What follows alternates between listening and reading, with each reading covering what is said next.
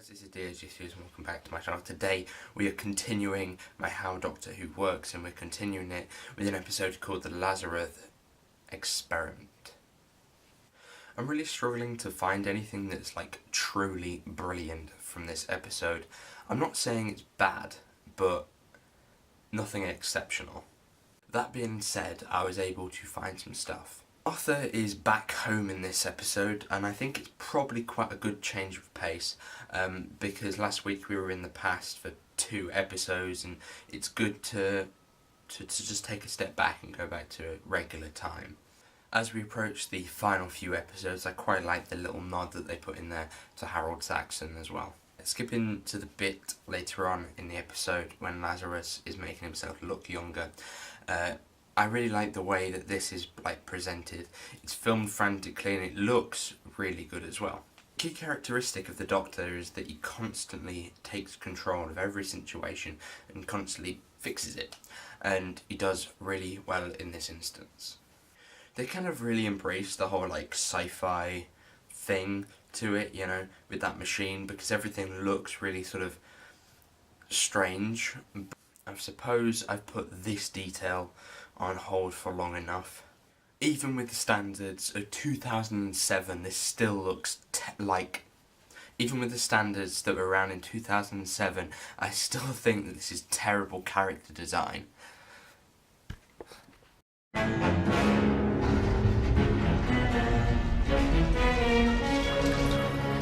The body itself, it looks like smooth, it has no sort of texture to it, and when you're supposed to have some kind of creature that is almost like a mutated human, you'd think that it'd have like bones sticking out of it, which it kind of does, but it looks like they've been smoothed.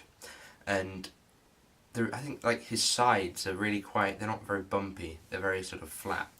And oh yeah, the face.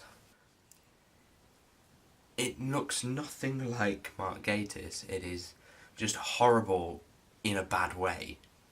Of course, they wanted us to look at it and go, that's some bad CGI, and watch people run away from bad CGI. It's like the villain of the episode. So this creature goes on a bit of a killing spree. The Doctor's luring him off, and he disappears.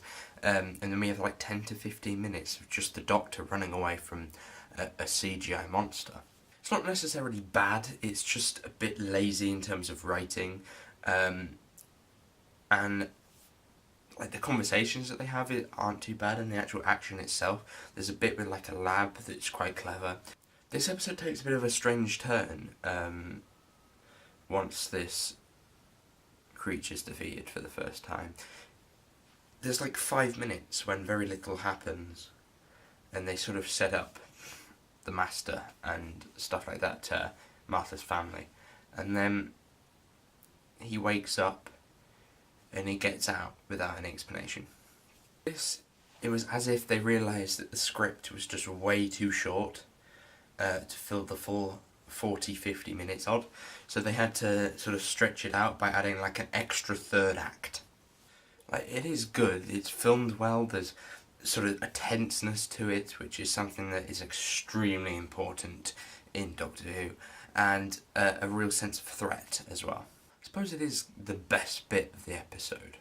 So the message for this time is that episodes need to have good villains, but those good villains need to have actual good character design, because this episode would be about 10 times better if the character design actually worked and looked good.